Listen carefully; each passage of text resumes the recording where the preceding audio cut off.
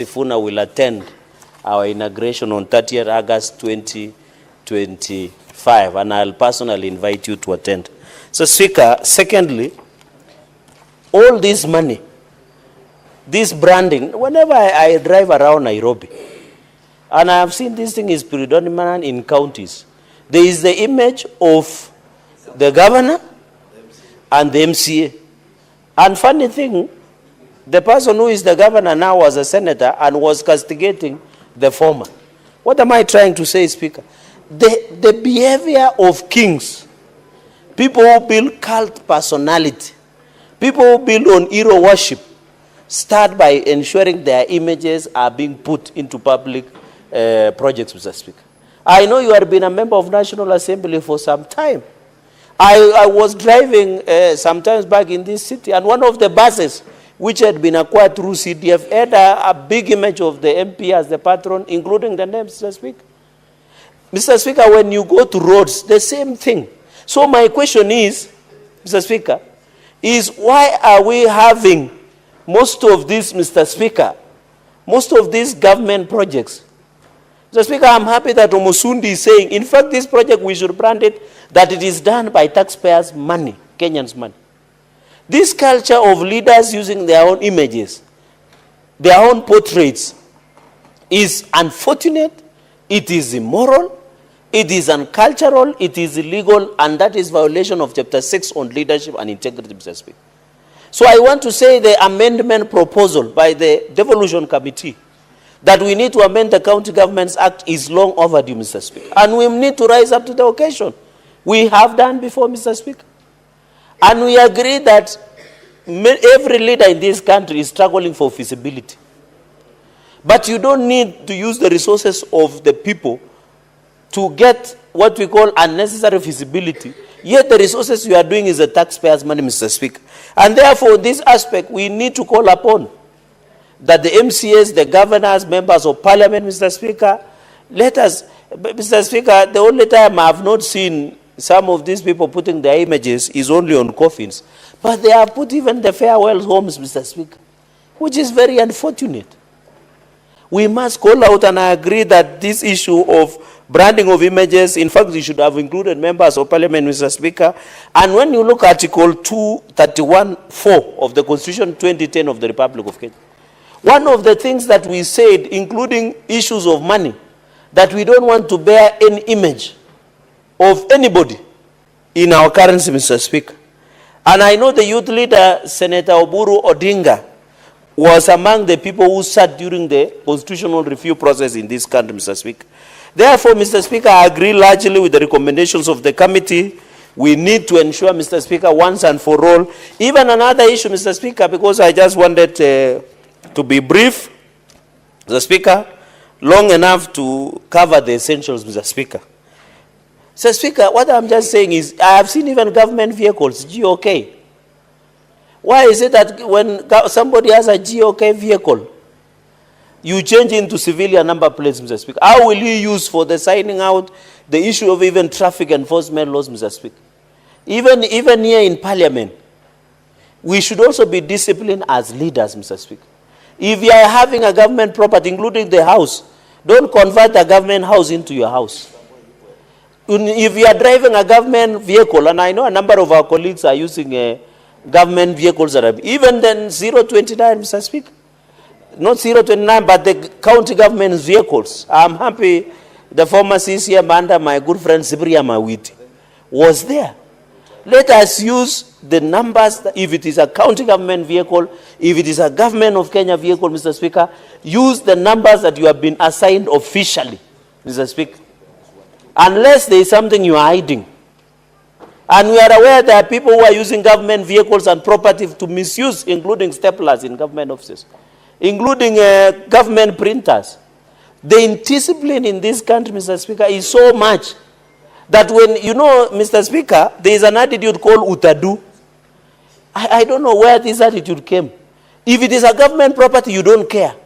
And that is why you saw people even banning a police station, banning law courts, Mr. Speaker, banning police vehicles, attacking police officers. Is because we have so much bad manners in this country, an attitude that utadu because you don't feel responsible. If all of us were responsible for government property, we will not be doing what we are doing, Mr. Speaker. And therefore, it boils to the values of the nation. And we must go back to Article number 10 of the Constitution of the Republic of Kenya, on national governance and principles of good governance and national values, Mr. Speaker. If you see people, Mr. Speaker, rising up and destroying a government property and defacing a government property, then we no longer have that responsibility. Mr. Speaker, finally on the recommendations. And those people, Mr. Speaker, if you threaten a government security installation, including parliament, including police station, including other, Mr. Speaker, I agree that those are what we call domestic terrorists, and they must be dealt with the law as terror, local terror, Mr. Speaker, and under anti-terrorism unit, Mr. Speaker. Mr. Speaker, on the recommendation, on the EACC Office of the Auditor General and Controller of Budget report in 30 days, Mr. Speaker. Mr. Speaker, I'm a bit jittery about EACC. Because, for example, in Nandi County, Mr. Speaker, there was the scandal of employment scandal, where it was found that there were so many ghost workers. The EACC came with rats matters, Mr. Speaker, to the county government of Nandi offices. Up to today, they have not even arrested a rat. So I don't know, EACC. And the last time, Mr. Speaker, I remember, and I hope the Cherargei is still there, that when we invited EACC in the last session, the only highest conviction they had achieved at that time was a bribe of 20,000 shillings. We need to call upon the EACC to put their act together. If they have a problem with the resources, they should approach Parliament for more appropriation of resources so that we can fight the corruption in this country, Mr. Speaker. And that is why when I see young people who are agitating for good governance, EACC must be held accountable, Mr. Speaker, even from the county level. Most of these, Mr. Speaker, governors are becoming billionaires overnight. They are becoming demigods, Mr. Speaker. They are acquiring property in a satanic version, Mr. Speaker. Yet I am told they are at, Mr. Speaker, they are converting and getting these allegations of corruption within that is being, Mr. Speaker.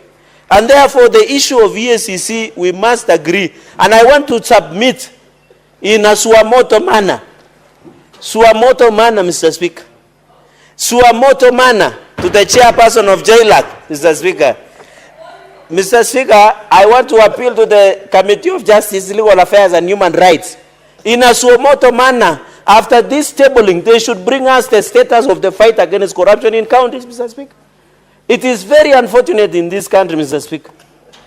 For example, in Nandi, Mr. Speaker, as I conclude, in the financial statements of 2024-2025, the county government of Nandi hired car hire services for 42 million, Mr. Speaker. But is that the prudent use of the resources? Point of order from Senator Zena. What is your point of order?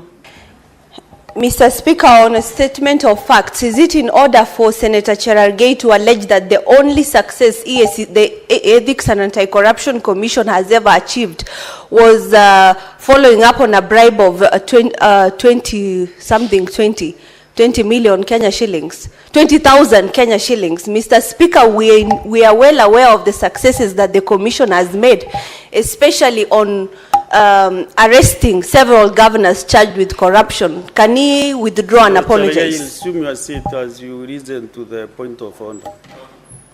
Okay, proceed and proceed. Go ahead. You have heard what Senator Zen has requested you to do. Mr. Speaker, the answer can bear me witness. I said in the last session when I was the chair jailer, one of the success stories that was stable, and it is in this house, was a 20,000 bribe. Mr. Speaker, you know corruption is fighting hard, and if you want to be a gatekeeper of some of these institutions, you should know how to approach the game. We are experienced. Approach us so that we teach you. Mr. Speaker, in conclusion, and that is why I was concluding by saying, Mr. Speaker, on these 42 million car hire services, there is no justification. We must, Mr. Speaker, in Nandi. Senator Zena, is that correct? What? how Senator Sigei has responded? It is not correct, Mr. Speaker, because he cannot allege that we are gatekeeping for these commissions. I have had the privilege to work with EACC, and we know very well that this is a country ruled by law. And we know, I have the privilege of information that EACC has done so much to follow up on the cases of corruption in this country.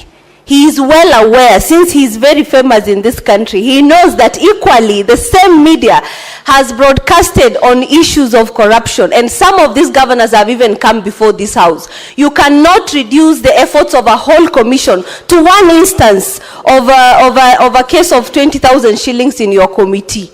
We must give credit where it's due, and we must give to Caesar what belongs to Caesar. Senator Cherargei, just conclude because... I think for whatever it was, or it is worth, I just leave it there. So, Speaker, that is what I was concluding. For example, I was saying, for example, in Nandi, how do you have a government vehicle that hire service for 42 million, Mr. Speaker? It is very unfortunate, Mr. Speaker. And therefore, EACC also must be prudent because it is called anti-corruption ethics and anti-corruption. So the issue of even prevention of corruption must be on the top line. And that is why the EACC Act. So I hope in 30 days, we should be given the inventory of the governors and the MCS who are putting their images. Mr. Speaker, the only time somebody should be allowed to put their images is you can put it in your house when you're having a wedding, baby shower, you get a new kid, or in your eulogy. But to put in a government property is very, and even your personal album, Mr. Speaker, or when you are sending somebody you like in WhatsApp, or you are using any other form, Mr. Speaker. So we must agree with these committee reports that let us agree in 30 days, and I hope the majority leader, you know, we don't have implementation committee, I don't know. And I know our standing orders, I heard majority leader saying this, at least at some point, Mr. Speaker, the chairperson of devolution will stand up and tell us, this is the report that the ACC has given us, and I don't know if we can recommend for further tabling of the report. Mr. Speaker, for the interest of my colleagues also to have the bite to this cherry, allow me to raise my submissions, Mr. Speaker, and thank you very much, and I support this motion.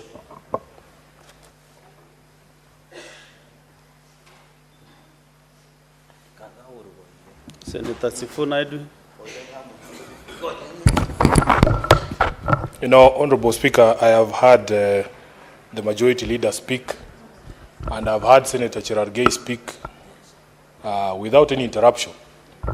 I want to call on your protection early on because of the things that I want to say. I would prefer that I be heard in silence, Honorable Speaker. Number one, I want to tell the Senator for Nandi that there is nothing like government property. Everything that the government owns is owned by the taxpayer. It's our money. It is ours to do with as we please. So nobody will lecture us about how to misuse our property. Secondly, Honorable Speaker, when we talk about taxpayer money, it is not just the money that goes to the county governments that is taxpayer money. Even the national government money is taxpayer money. It broke my heart, Honorable Speaker, just a few days to see a whole doctor posting on Twitter that after all the noise they made out here, Honorable Speaker, when they were coming here, when they were on strike saying the Senate should do something because health is devolved. After all the push we gave as a house to the medical doctors to push the National Assembly to allocate money to them in the current budget, a whole doctor goes on Twitter and says, "Thank you, President Ruto, for giving us money." That's not his money. That is public money. Honorable Speaker, that is public money.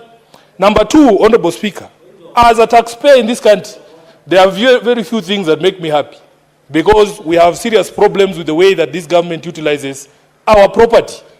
Honorable Speaker, the only time when you drive around this country and you see a road sign that says road maintenance levy, your taxes have been used to improve this road, that's the only time that I feel proud to be a taxpayer in this country. But all these other times, when you talk about people putting their photos everywhere, I have seen governors, whenever there is a tax waiver, his photo is bigger than the message that is in the newspaper. I have seen governors buying billboards. The face occupies 3/4 of the billboard. The message is so small, the rest of the billboard is his face. Honorable Speaker, even this week, I have seen a governor who is my friend, and I have to say this because I want him to succeed. He has bought time on Citizen TV, prime time. I was watching the news at night, and I see a governor advertising a project that is funded by the county government, and he's saying that this project has been funded by so and so. I was very shocked. Where do you get the money, Honorable Speaker? I don't want to be informed. Sifuna, do you want to be informed? I don't want to be informed. I'm in the middle of teaching. I'm in the middle of a lecture. Honorable Speaker, so I was very shocked. You all have TVs, you can pay subscription, you will see the governor. So, Honorable Speaker, I ask that you protect me. When I began this submission, Honorable Speaker, I asked that you protect me because I knew this would happen. Honorable Speaker, we have seen images of governors. What is your point of order, Senator Cherargei? Under which standing order are you raising the point? Mr. Speaker, I stand under standing order 101 on contents of speech. When Senator Sifuna says he's teaching us, is it part of the rules of debate, Mr. Speaker? Are there children that he's teaching here? All of us are distinguished senators, and that governor, by the way, Mr. Speaker, is Governor George Natembeya. That is why he's fearing to say. Maybe he's teaching citizens of Kenya. In fact, Honorable Speaker, if you look upstairs, you will see there are children there. Yeah, so allow me to teach. And when I'm standing here, I am not just speaking to this House, Honorable Speaker, I'm speaking to the country. So, Honorable Speaker, I have seen images of governors on something as mundane as milk packets for school milk, even on meals, Honorable Speaker. So that you want to tell us that this is Sifuna is doing. I have seen my colleagues in the National Assembly, Honorable Speaker, every single national government CDF funded project, they have to find a way to put their names on it. Even after the courts ruled that this thing is unconstitutional, they changed now, they say, oh, this is financial year 2022-2023, patron. Then they write Edwin Sifuna, patron. Honorable Speaker, this Mr. Musundi has identified a proper problem in this country. And we want to be able to say that every single coin that is utilized by national and county governments is actually our money. That's our property. Honorable Speaker, I've seen these patrons disbursing bursary checks, and they want to greet the parent and look them in the eye and ask them, who is the person who gave you this check? Then they say it is Sifuna. Then they say, remember me in 2027. Mr. Speaker, you would think that that money is their money. And one of the things I don't understand, these members of the National Assembly make the dishing out of checks to appear like something that is so appointed. Like a clerical job, who cannot dish out, if your office wrote checks, how difficult is it to distribute checks? It's a physical transaction. So they come and make noise here and tell us all about how children will not go to school. Honorable Speaker, and that check has 2,500 shillings on it. There are people here who are educating children and they don't even announce it. Honorable Speaker, they should come to our offices so that we tell them all those children that I have paid school fees for. Even if you see a single one of them with a picture of Sifuna, you should ask me. They go there and they say, this is the so-and-so who did it for me. But you don't see me presenting checks here in Nairobi saying, oh, Sifuna is issuing bursaries today. That is not your money. Can you show us photos of you issuing your own money so that you leave this public money aside, Honorable Speaker? Then, Honorable Speaker, the majority leader even wanted us to extend this thing to Plex. There was a young man who was going around this country called Morara, auditing national projects. The country is led by Plex, written, oh, this project was commissioned by William Ruto on this particular day, on this particular day. Those are the other plaques that we need to go for, because that is not Ruto's money. He should also remove his name on those plaques. Honorable Speaker, it is the truth. The majority leader told us we need to extend it to plaques. I can show you those plaques. Senator Sifuna, there is a point of order again from Senator Cherargei. Mr. Speaker, I rise again understanding 101 on contents of speech, Mr. Speaker. This obsession by Senator Sifuna or President William Ruto must stop. If he wants to discuss the president, he should bring a substantive motion. Then we can handle at that point. He should stop this obsession, Mr. Speaker. Please, protect, because the president is not here to defend himself. Because when you are making such assertion against anyone, they have a right to be here to defend themselves. But since he's not here, he should just stop dragging. You know, majority leader can defend himself because he's here, Mr. Speaker. Can the honorable senator withdraw and apologize or substantiate, Mr. Speaker? Because when he says there are plaques that are littered with the name of President William Ruto in the country, that is not a statement of fact and standing order 105. Senator Cherargei, just a minute ago, you are requesting to be given the names of the governors. Correct. You have the plaques. No. Also, you mentioned the name of a certain governor. Correct. Sit down, Mr. Speaker, can I finish? Speaker, can I finish? Mr. Speaker, can I finish? Too long. Can I finish? Listen, Senator Cherargei, since too long cannot make a right. Also, Senator Sifuna, there was a communication from the chair about that standing order to avoid mentioning names of state officers who are not in this house. Maybe unless you bring a substantive motion. Honorable Speaker, can I finish? Sit down, Bwana. Sit down. You are not the speaker. All the senators. You are not the speaker. Mr. Speaker, why is Senator Sifuna ordering me? You are the speaker. Resume the seat. Resume your seat, Senator Sifuna. Let me finish what I was saying. I'm saying as much as possible, you know, those plaques, those billboards and everything, whatever it is, avoid mentioning names of whatever billboard you saw, so that now we can make progress, Senator Cherargei. Honorable Speaker, can I proceed, please? Yes, but Honorable Speaker, we are not discussing personalities. We are discussing our money. The Senator for Narok, Honorable Speaker, came from a time when he was hosting the president in his county. So he came back and told us, oh, we have been given an airport in Narok. The contractors are there day and night. So one time I had been given a lift by a friend of mine. We were coming from somewhere in Western.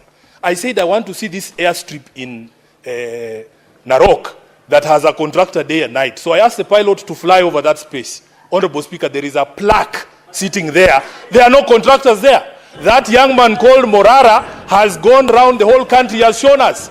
Even when you go to the so-called stadium in Wote, if you go to Camarine Stadium, you will find those plaques there. Honorable Speaker, we cannot have these gatekeepers of the executive in the legislature. You do your job, let him do his job.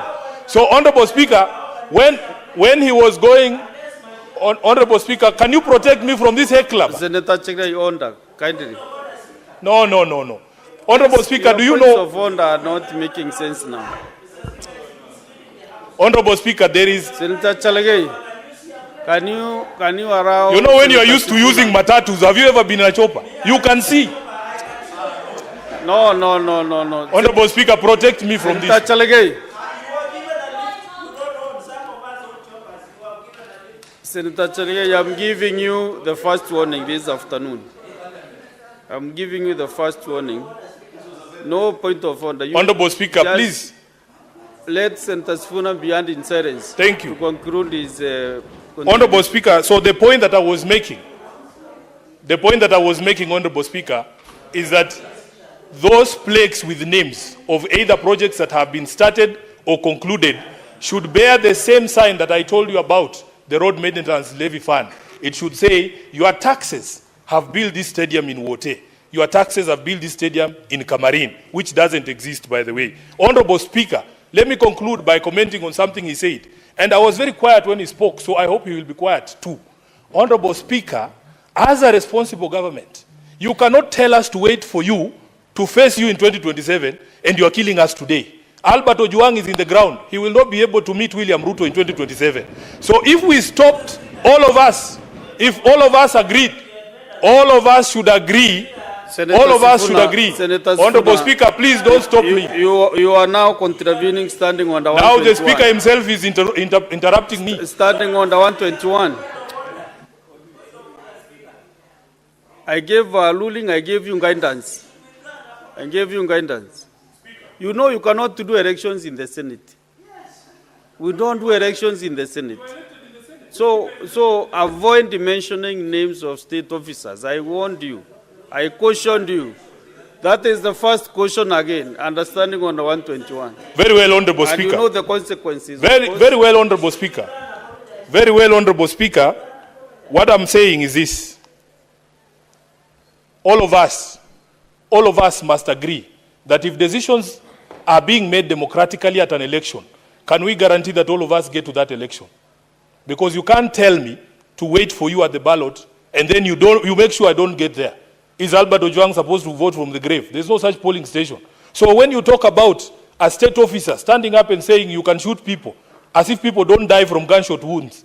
Honorable Speaker, we saw Rex Masai, the young man who was killed during the protest, was shot in the leg. So how can you tell people to shoot people in the leg as if those injuries are sustainable injuries? So, Honorable Speaker, we want to make it very clear that as a country, we have totally lost our way. And we will not have a conversation with someone telling us to wait for 2027 when he's not giving us a chance to get to 2027. He has become an existential threat for this country, and he must go as soon as possible. I thank you. Senator Wakiri Hilary.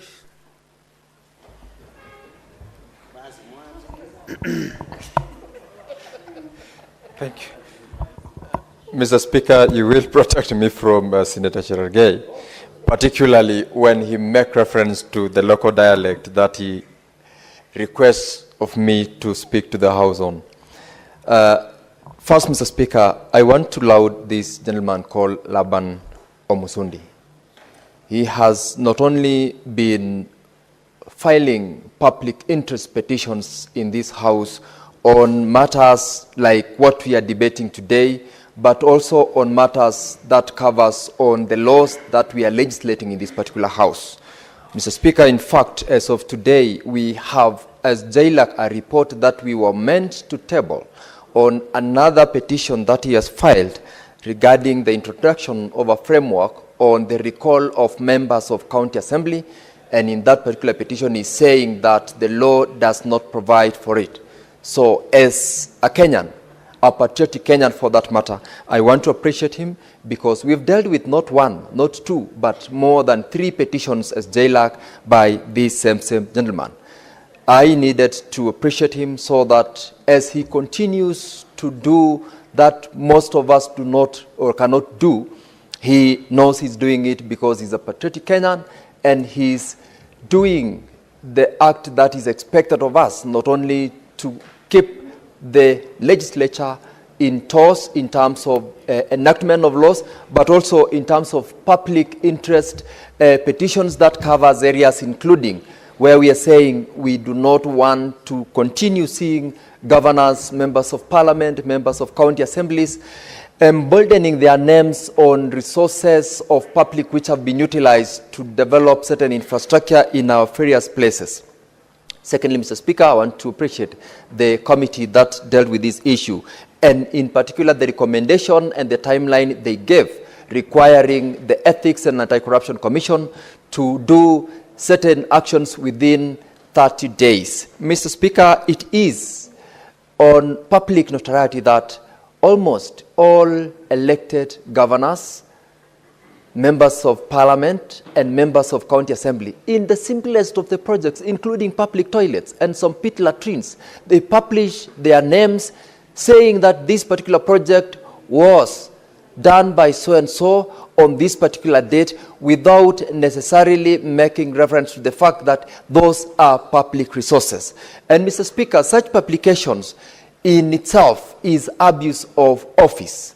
In fact, it goes beyond unethical conduct, but it borders on abuse of office and is sufficient ground for someone to be brought to book and also be charged for abuse of office. And so to have a Kenyan like Laban Musundi to prick our conscience and ask of us to make certain recommendations and also to think through the actions that we do is something that not most of us would do. And for the committee to also invite this particular house to have a conversation around this and to invite the Ethics and Anti-Corruption Commission to act is to remind us that these violations of the law, these violations of the guidelines that we do have are not only costly to the public, but they are potentially going to encourage unnecessary competition, because one would, in the process of having seen someone politically made famous by the use of public resources, they would do it. My colleagues have made reference here of certain motor vehicles where they have indicated or even have a portrait of the person who is seen as the patron, whether it's a member of parliament who's funded, or rather who has facilitated the acquisition of such a school bus or an institution bus using CDF or public resources, and their portrait is appearing at the rear mirror or the rear window of the car. In itself, one would be forced to equally do the same. And I want to associate myself with the recommendation that even if you really would want to have your name there, then use your own resources, use your own money in your individual foundations or private life. Use the resources that belongs to you and publish your name there. Let public resources be used for public resources, because if you were to look at the amount of these portraits of the billboards that are payable for one to display, that amount is sufficient to be utilized to do projects which would benefit the public. I therefore appreciate the work and the recommendation of the committee, and as Senator Cherargei said, we have indeed invited the Ethics and Anti-Corruption Commission to give us an itemized status of the cases or reports which various committees of this House have made recommendations for their action. And in due course, we shall be able to table that particular report, having summoned the commission before the committee. Mr. Speaker, I thank you. Very well, Senator Zena, the Maletian. Not present, Senator Wambua.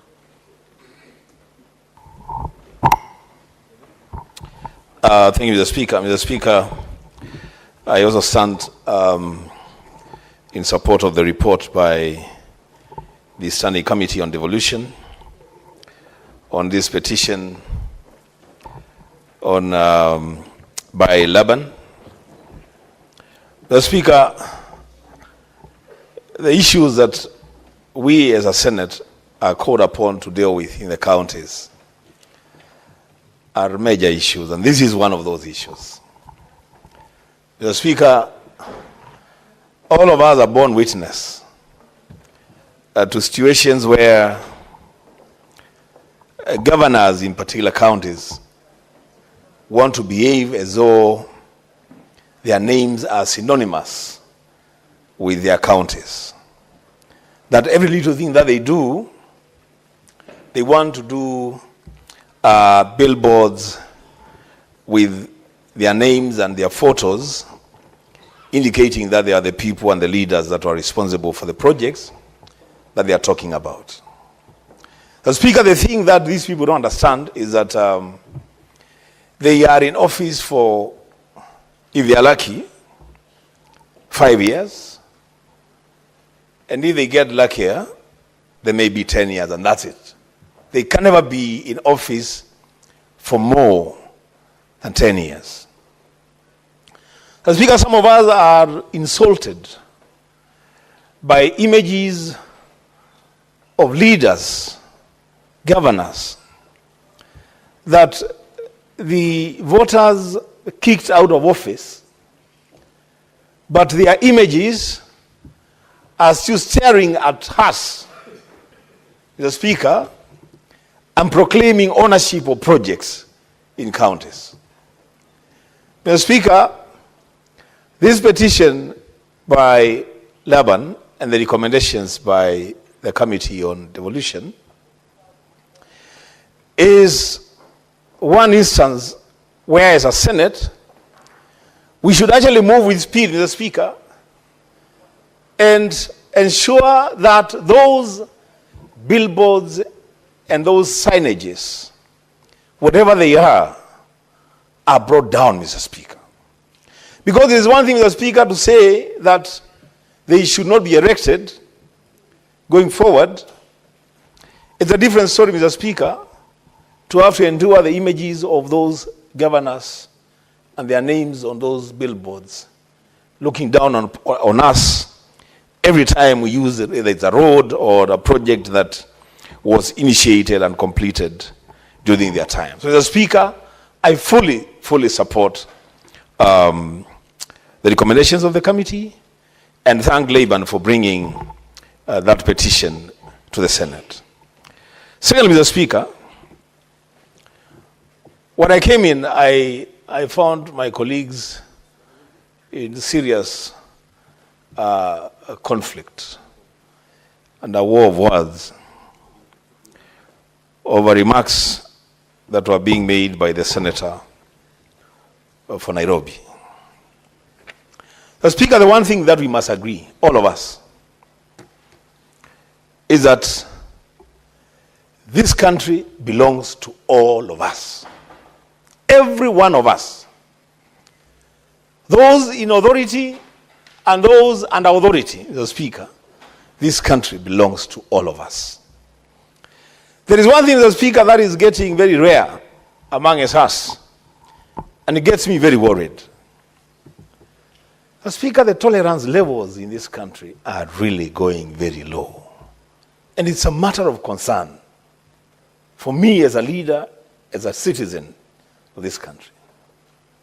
Mr. Speaker, people will hold different views on the same matter.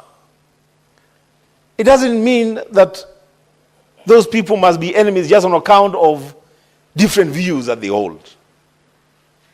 Mr. Speaker, authority is given to some offices, including our own office, Mr. Speaker, as senators.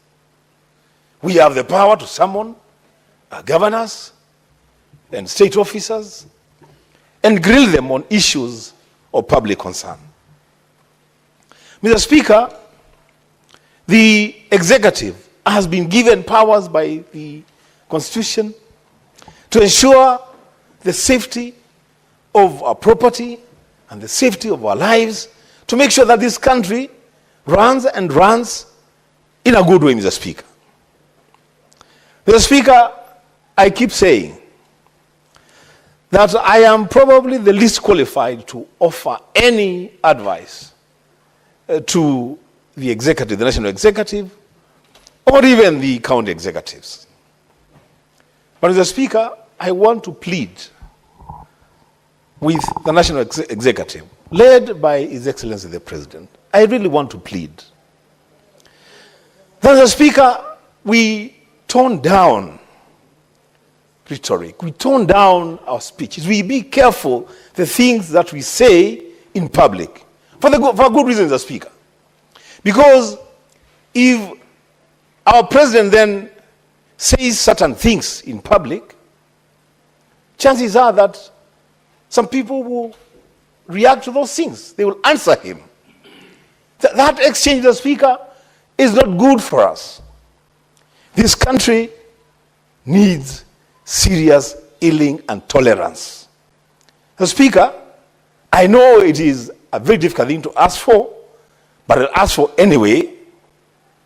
I wish the president could find it in his heart to just even withdraw the orders that he gave yesterday about police shooting people in the leg. I just wish he could. Maybe he can't, but I wish he could. Because, Mr. Speaker, that's an avenue for serious bloodshed in this country. We don't want to go that route, Mr. Speaker. We want to differ politically, and we have said it openly and honestly, Mr. Speaker, and candidly, that for us in the opposition, we are going to be willing and persevere until 2027. We meet the president and his party at the ballot, and the Kenyan people will decide which team to elect into office. Mr. Speaker, that can only happen if we have a country by 2027. If we don't have a country in 2027, then even the conversation about the elections in 2027 will be moot conversations, Mr. Speaker. Mr. Speaker, I want to appeal for tolerance. I want to appeal, Mr. Speaker, that to whom much is given, more is required. A lot more is given to the office of the president. Much more is required from that Senator Wambua, I office. don't want to cut you short, but be relevant to the motion. Understanding under 120. Stop diverting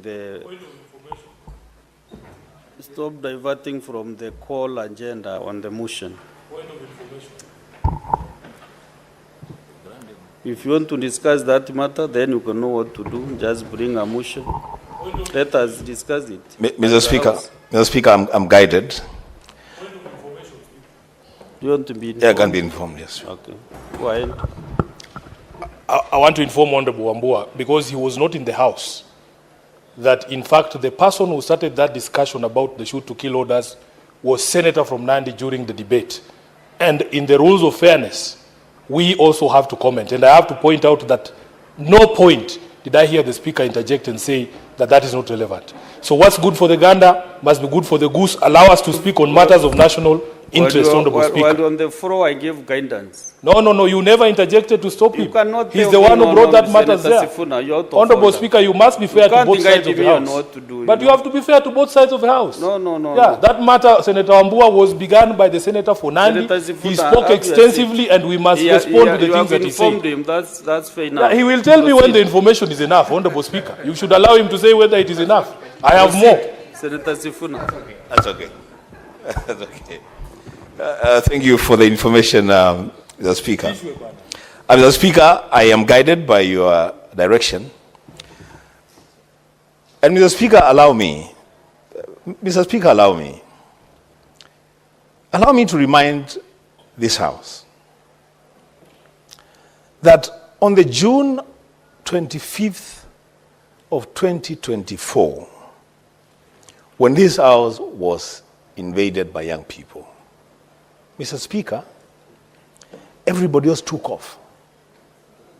The National Assembly took off. And I remember I even reminded the Majority Leader yesterday in my conversation with him that the decision that the Senate took to stay the course and confront the issues as they were, to a very great extent, Mr. Speaker, that decision by the Senate saved this country. Mr. Speaker, we should never shy away from confronting our realities. We should never shy away from that. Even when, Mr. Speaker, there are serious conflicts, we should never shy away from confronting our realities. Because, Mr. Speaker, we are the upper house. That's what we pride ourselves to be. We are the upper house. And when the Senate speaks, Mr. Speaker, the country should listen. The President should listen. The opposition should listen. When the Senate speaks, every other leader in this country, the Speaker, should be able to listen to what we are saying. The Speaker, I am guided by your direction that maybe we need to bring a motion to discuss these issues, maybe not, but the truth of the matter is, Mr. Speaker, we have an opportunity as a Senate to bring the temperatures down and make sure that the country moves in the right direction. Mr. Speaker, I thank you. Senator Mutinda, Tabitha, you can leave after she starts. No, he had just concluded.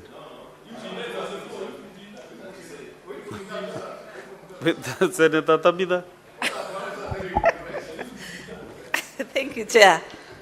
I see my home senator, Senator Wambua, and my county senator, Sifuna, want me to speak. Before I even proceed, Mr. Speaker, to this motion, I would request very humbly if you would also recognize these beautiful students that I've been seeing walking in and out in your humble request as a group. There are so many schools as I can see. Anyway, allow me to proceed, Mr. Speaker. First Senator of all, Tabitha, don't imply that is the chair who is not recognizing, because from where I'm sitting, I'm not able to see the students. yes, and that's I'm why. being guided by my assistants here, Correct. but I have not been ratted. Yes, I know you as my senator again. It is the chair Kaduri who is not. I have giving so many recognizance. senators. I know you as my senator, you cannot see, and that's why in my wisdom I've courteously reminded. As I proceed, Mr. Speaker, allow me to start really appreciating the Committee of Devolution for the great work that they've done. I've even seen that after 30 days after the adoption of this report, and then the effect should take place upon us agreeing to this report, but I wish even it will take 14 days. 30 days is even long, because the matters that have been presented by this committee are very critical matters, Mr. Speaker. Mr. Speaker, we've heard from the committee whereby county cars have been branded individual leaders, you know, whereby the notion is that these properties belong to individual. Mr. Speaker, I remember when I was in the mediation committee just recently over the issue of division of revenue. And we kept on trying to get to a mediated version in terms of the amount that we were supposed to agree. And from where I sat, I could notice that members of the National Assembly would argue like this and say, this money being given to the governors, Mr. Speaker. And we really had to correct as senators, and corrected and indicated, this is not money that is being given to individual governors. This is not money to an individual. This is taxpayers' funding that should be utilized as per the law. Projects that need to be done should be done not for that particular governor, not for that particular leader, but for the people of that particular region. Monies that we've given to counties, Mr. Speaker. Monies that we've always also advocated in terms of late disbursement and issues like that. It sounds like this money is being given to a certain person to control from their house how they want to control. This is not private money, Mr. Speaker. This is public money. Public money that is accumulated through the tax that we pay, Mr. Speaker. Mr. Speaker, I want to emphasize something on the same.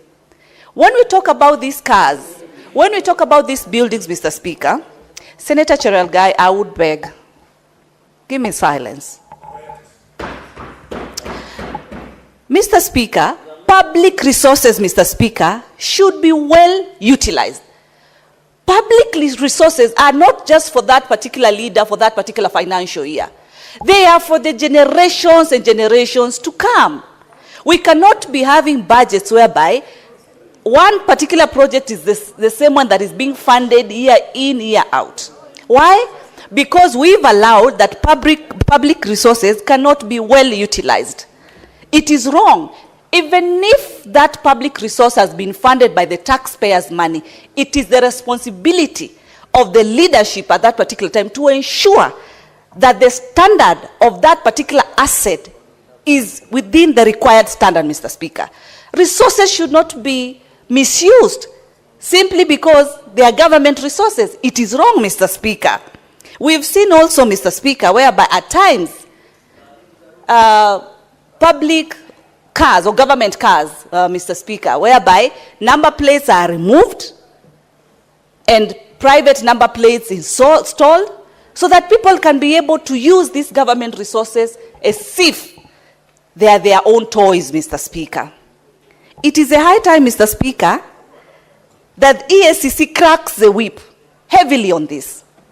If it is a government vehicle, let it be a government vehicle. Let inspection be done. Let the institutions, NTSA, traffic police, let them ensure that those government vehicles are also up to standard. Because we've seen whereby people want to misuse, they don't care. Because nobody has gone through the pain of investing and talking about, ni ya serikali. It is wrong, Mr. Speaker. It is the high time that when we adopt this particular report, we want to see EACC in collaboration with NTSA, in collaboration with the traffic police, ensure that those properties are to standard, those properties are well utilized, and that so-called branding, be it on those cars, Mr. Speaker, be it even on those schools that we're being told someone has branded their names. So how many photos should we have? Now, let me ask this question, Mr. Speaker. In the event, for example, the ministers, today we call them cabinet ministers, we used to call them what? Whereby if a minister has been appointed, case example, Minister for Health. Now, today, you can imagine going to the Ministry of Afya House, actually, and finding a big portrait of Mheshimiwa Duale there, because he's the minister. Tomorrow, if you have another minister called Minister Mutinda, you find another big portrait there. What kind of business are we doing? A leader should ensure that they perform as per the required mandates and all that. It's not about how many billboards you've put. And number two, even where is that money coming from?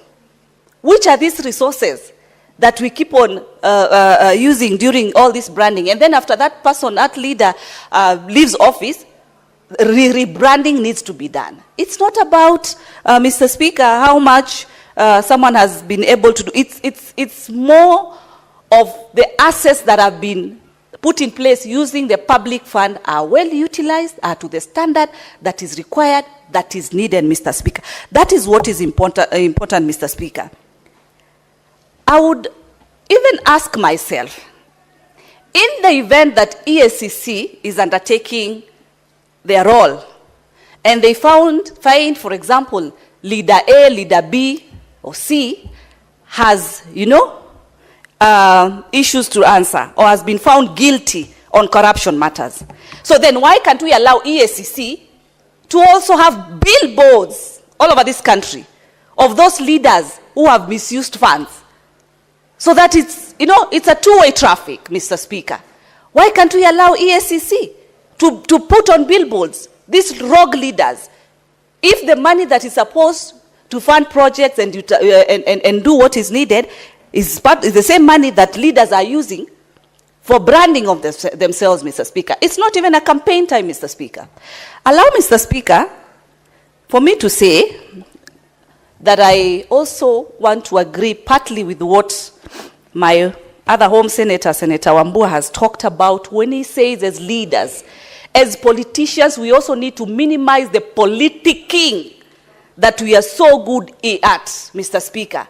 Instigating and bringing about temperatures. Kenyans are hungry, it's true. Kenyans are frustrated, it's true. But we cannot be then the leaders who are not offering solutions. We should be leaders who are offering solutions. This country is not for one individual, it is for all of us. This country is not for one community, it is for all of us. And it's high time, Mr. Speaker, actually, even the young generation, I would wish them that when they get blessed and have their little ones and the young ones, even instead of giving them the vernacular surnames, if a kid is born and the mother is called Tabitha and the father is called Enoch, it should be Tabitha Enoch. This thing of this tribal is what we are still instigating up to date. The conversation that is there, Mr. Speaker, today is a community conversation, which is still bringing more issues and more anger to our people. Our young people need jobs. And that conversation can only be done on tables with the relevant leaders, led by none other than Dr. William Ruto, the president of this country, putting the business people on table, putting the church leaders on table, putting our university leaders on table, putting us, the leaders of this nation, on table for us to have an economic discussion that is going to ensure, Mr. Speaker, our young people are able to get opportunities, Mr. Speaker. Senator Mutinda, there is a point of order from your neighbor. All right. Sana Mstahiki Speaker. Mstahiki Speaker, kulingana na kanuni za Speaker kwa mavazi, senator yote anafaa kuwa amevalia vinavyotakikana, na hiyo pia inafaa kuwa viatu. Senator Tabitha tafsiri yake anatoa kwa mguu chuma, hana viatu. Na ndio maana Mstahiki Speaker, unamwona kwa hii kawaida anakuanga mrefu, sasa amekuwa mfupi kama mwezi wa Februari. Nauliza Mstahiki Speaker, hiyo ni ungwana kweli? Sasa Senator Murango, mpaka umekagua Senator Mutinda ukaona hajavaa viatu, unajua nilifikiria unaangalia nguo ya juu. Mstahiki Speaker, katika kusitasta kwako ashavaa viatu. Kwa hivyo sina hoja kuashirisha tena. Asante sana Mstahiki Speaker. Nilikuwa nataka ufafanue sababu umemulika. Speaker, unajua Mstahiki Speaker, nimekaa karibu sana na Senator Tabitha. Na unajua ni kawaida ya wanaume kuwaona sana wanawake na wanaume na wanawake kuwaona sana wanaume. Sasa Mstahiki Speaker, huyu kwa sababu ni dada yangu na kulingana na ile hali ndio nayo na ile majukumu